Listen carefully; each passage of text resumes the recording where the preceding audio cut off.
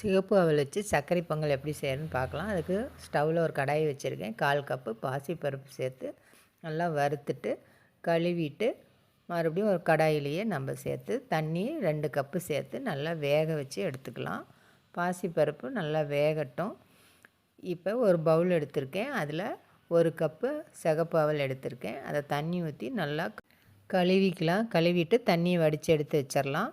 இப்போ பாசிப்பருப்பு நல்லா வெந்துருச்சு. அதோட நம்ம வடிச்செடுத்த அவலையும் சேர்த்துட்டு 3/4 கப்பு நாட்டு சர்க்கரை சேர்த்துருக்கேன். நீங்கள் வெல்லம் வேணாலும் சேர்த்துக்கலாம். நல்லா கலந்து விட்டுக்கலாம்.